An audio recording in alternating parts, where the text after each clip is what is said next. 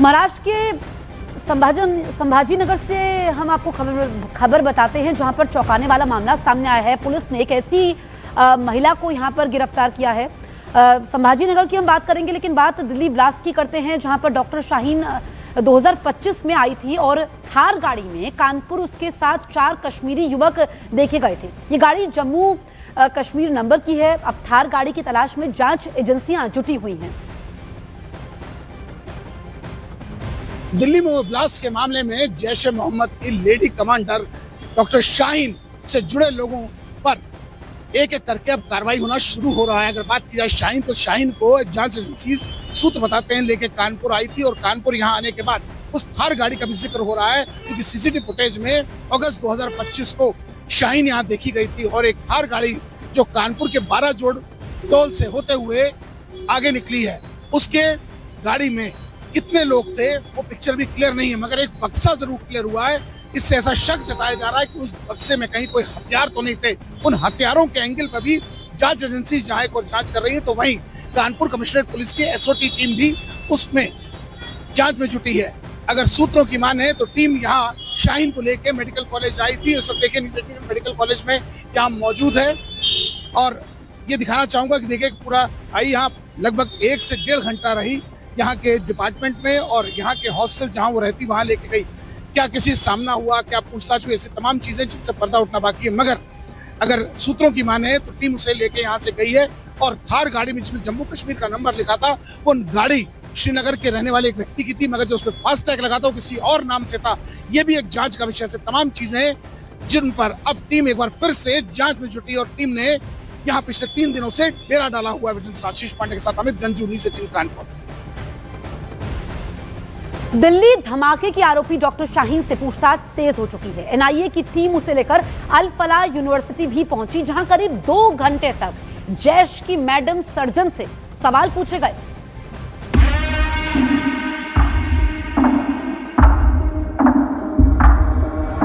आखिरकार वो घड़ी आ ही गई जब एनआईए की टीम जैश की लेडी सर्जन को लेकर अल फलाह यूनिवर्सिटी पहुंची। देर रात जब एनआईए की टीम डॉक्टर शाहीन को लेकर अल फलाह यूनिवर्सिटी के कैंपस में दाखिल हुई, तो वहां सन्नाटा पसरा था, और इसी सन्नाटे में एनआईए की गाड़ी ने यूनिवर्सिटी कैंपस में एंट्री ली। खबर आई कि जैश की लेडी आतंकी शाहीन को अल फलाह यूनिवर्सिटी के कमरा नंबर 22 में ले जाया गया। ये वही कमरा है जिसमें शाहीन रहती थी, और इसलिए एनआईए ने वहां से कई दस्तावेज जब्त किए। सूत्रों ने बताया कि एनआईए की टीम करीब 2 घंटे तक अल फलाह यूनिवर्सिटी में पड़ताल करती रही, और डॉक्टर शाहीन की निशानदेही पर अल फलाह यूनिवर्सिटी में दिल्ली धमाके से जुड़े सबूत खंगाले। दिल्ली ब्लास्ट में आरोपी डॉक्टर शाहीन को लेकर एनआईए की टीम कल देर रात अल फलाह यूनिवर्सिटी पहुंची, और जिस तरीके से इस दिल्ली ब्लास्ट में व्हाइट कॉलर टेररिज्म मॉड्यूल देखने के लिए मिल रहा है, तो एनआईए की टीम और तमाम एजेंसी उन आरोपियों के बयानों के आधार पर उन सभी जगहों पर निशानदेही के लिए पहुंच रही है, जिसकी बात उन्होंने अपने स्टेटमेंट के दौरान कही है। और डॉक्टर शाहीन को लेकर कल देर रात जिस तरीके से यहाँ पर एनआईए की टीम पहुंची, और करीबन 2 घंटे तक यहाँ पर डॉक्टर शाहीन के साथ एनआईए की टीम थी, उन तमाम पहलुओं को, उन तमाम एंगल को खंगाला जा रहा है, जिसकी बात आरोपियों ने अपने बयानों के आधार पर कही है। दिल्ली धमाके में अब तक जितनी भी तफ्तीश हुई, उसमें घूम फिर कर अल फलाह यूनिवर्सिटी का नाम ही आया है। सूत्रों के मुताबिक डॉक्टर शाहीन ने भी इसी यूनिवर्सिटी में बैठकर दिल्ली को दहलाने की साजिश रची, पूरा का पूरा नेटवर्क खड़ा किया। और इसीलिए अल फलाह यूनिवर्सिटी में शाहीन के संपर्क में रहने वाले कई लोगों से सवाल जवाब हुए। उसके केबिन और क्लासरूम की भी जांच की गई। यूनिवर्सिटी के स्टाफ और वाइस चांसलर के सामने उससे पूछताछ हुई कि उससे मिलने कौन कौन आता था। अल फलाह यूनिवर्सिटी से पहले एनआईए फरीदाबाद के एनआईटी दशहरा ग्राउंड में बनी केमिकल शॉप पर भी गई, क्योंकि जांच एजेंसियों को पता चला कि शाहीन केमिकल शॉप और क्लिनिक से ऑपरेट करती थी। वैसे शाहीन से पहले एनआईए उसके करीबी मुजम्मिल को भी अल फलाह यूनिवर्सिटी लाई थी। जांच के दौरान ये भी पता चला कि शाहीन ने डॉक्टर मुजम्मिल से शादी कर ली थी, यानी दोनों पति पत्नी मिलकर अल फलाह को आतंक का सामान तैयार करने का अड्डा बनाने में जुटे थे, और इसलिए एनआईए की टीम बारी बारी से दोनों को अल फलाह यूनिवर्सिटी लेकर गई और ये पता लगाने की कोशिश की कि अल फलाह यूनिवर्सिटी में जैश की मैडम सर्जन की कितनी जड़ें मजबूत थी। महाराष्ट्र के संभाजीनगर से एक चौंकाने वाला मामला सामने आया है। पुलिस ने एक ऐसी महिला को गिरफ्तार किया है जो खुद को आईएएस अधिकारी बताकर लोगों को धोखा दे रही थी। आरोपी की पहचान कल्पना भगवत के रूप में हुई है। पुलिस जब उसकी जांच में आगे बढ़ी तो कई हैरान करने वाली जानकारियां सामने आई। उसके पास से अफगानिस्तान और पेशावर जैसे संवेदनशील विदेशी लोकेशंस के 10 इंटरनेशनल नंबर बरामद हुए हैं। उसके घर की तलाशी में 2 चेक मिले जिनकी कुल राशि 19 करोड़ रुपए बताई जा रही है। साथ ही 6 लाख रुपए नकद भी मिला है। जांच में मालूम चला कि महिला पहले राजस्थान, जोधपुर और दिल्ली के कई दौरों पर जा चुकी है। सबसे बड़ा खुलासा उसके मोबाइल से हुआ जिसमें होम मिनिस्टर, ओएसडी और डिफेंस से जुड़े लोग कॉन्टैक्ट लिस्ट में सेव थे। सूत्रों के अनुसार वो हाल ही में दिल्ली में उस समय मौजूद थी जब ब्लास्ट की घटना हुई थी। अब पुलिस इस पहलू की जांच में जुटी है कि क्या उसका किसी तरह से उस धमाके से कोई संबंध था। फिलहाल उसके कॉल रिकॉर्ड्स, लोकेशन और इंटरनेशनल कॉन्टैक्ट्स की गहन जांच हो रही है।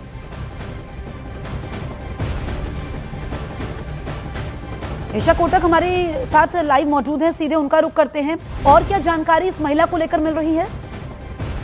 जी बिल्कुल, क्योंकि जब ये बात सामने आई तब ये कहा जा रहा था कि ये महिला तकरीबन 6 महीने से संभाजी नगर में एक होटल में रह रही थी जो 5 स्टार होटल थी, और उसी के चलते पुलिस को शक हुआ कि जब ये खुद को आईएएस बताती है और संभाजी नगर से है तो फिर वो होटल में क्यों रह रही है। तो इसी के चलते जो है पुलिस ने इसके बाद कल्पना भागवत को गिरफ्तार किया। कल्पना भागवत की गिरफ्तारी के बाद ये भी सामने आया है कि उसका एक बॉयफ्रेंड है जो अफगानिस्तान से है और वो कई समय से दिल्ली में काम कर रहा है। इसी चलते ये भी बात सामने आई थी कि कल्पना उस समय दिल्ली में थी जब दिल्ली के ब्लास्ट हुए थे। इसके लिए अब जो है पुलिस आगे की जांच पड़ताल करने वाली है ताकि उन्हें ये समझ में आए कि क्या इसका लिंक जो है दिल्ली ब्लास्ट से है। यहाँ तक कि जो है आगे, क्योंकि ये नंबर सामने आए हैं जिसमें कई इंडियन और पाकिस्तानी डिफेंस के लोगों के नंबर भी उसके मोबाइल से प्राप्त हुए हैं। इसके चलते जो है पुलिस ये भी जानना चाहती है कि क्या कोई और आतंकवादी संगठन से इसका लिंक है। तो ये सब जो है पुलिस की फिलहाल जांच पड़ताल के पास है और पुलिस की कस्टडी में फिलहाल कल्पना भागवत है। उसको कोर्ट में पेश किया गया था और उसके बाद उसको पुलिस की कस्टडी दी गई। जी बिल्कुल, यहाँ पर ये कई चौंकाने वाली जानकारियां इस महिला के बारे में सामने आई है। आप ये बताइए कि ये कल्पना मूल रूप से कहाँ की रहने वाली है, इस बारे में कोई जानकारी मिली है? और ये आईएएस खुद को बताती थी? बिल्कुल, कहाँ से है कल्पना उसकी अभी तक पुलिस ने जांच पड़ताल में इंफॉर्मेशन शेयर नहीं की है। लेकिन जहाँ आईएएस की बात करें तो जैसे हमने कहा कि क्योंकि वो अपने आप को आईएएस बता रही है तो इसके अलावा उसने वो दिल्ली, राजस्थान सब जगह दौरा कर चुकी है। उसके अलावा उसके पास से कुछ लेटर हेड्स भी प्राप्त हुए हैं। वो लेटर हेड्स कौन से ऑर्गेनाइजेशन से है, उसके क्या ताल्लुक है, क्या उसका कोई ऑफिसर से ताल्लुक है, ये सब जो है पुलिस जांच का विषय है फिलहाल। क्योंकि जैसे हमने कहा कि उसकी फोन रिकॉर्ड्स में एक होम ओएसडी करके भी इंफॉर्मेशन सामने आई थी जहाँ पे एक नंबर मिला था पुलिस को। उसके अलावा कई डिफेंस के नंबर में थे। वो डिफेंस के नंबर सूत्रों के मुताबिक पाकिस्तान से भी है और भारत से भी। तो इसके चलते जब ये दो इंफॉर्मेशन सामने आ रही है तो पुलिस और चौकन्ना है और उसकी आगे की जांच कर रही है। जी ठीक है, शुक्रिया यशा आपका तमाम जानकारी हम तक पहुंचाने के लिए।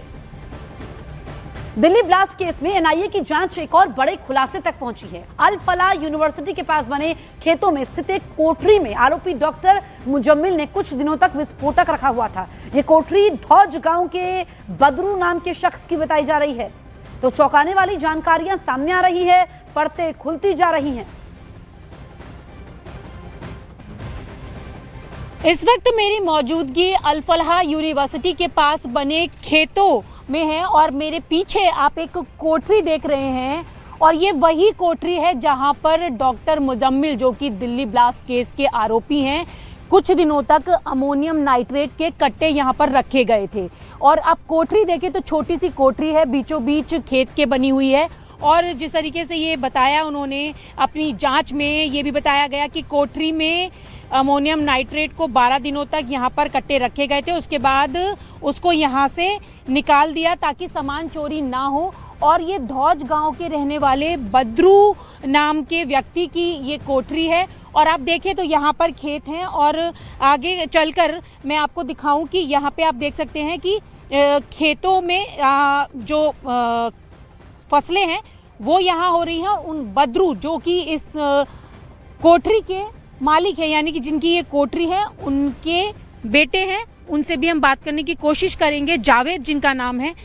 और ये देखें, पर ये कोठरी आपके पिताजी की है?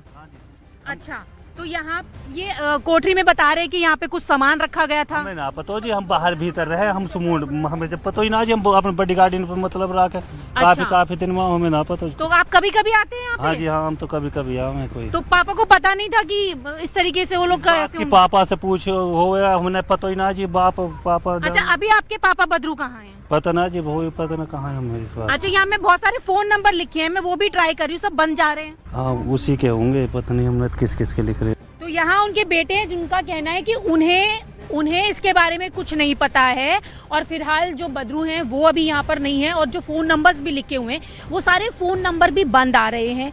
और जिस तरीके से उनके बेटे बात कर रहे हैं, काफ़ी ज़्यादा परेशान और डिस्टर्ब नज़र आ रहे हैं, वो शायद बात नहीं करना चाहते।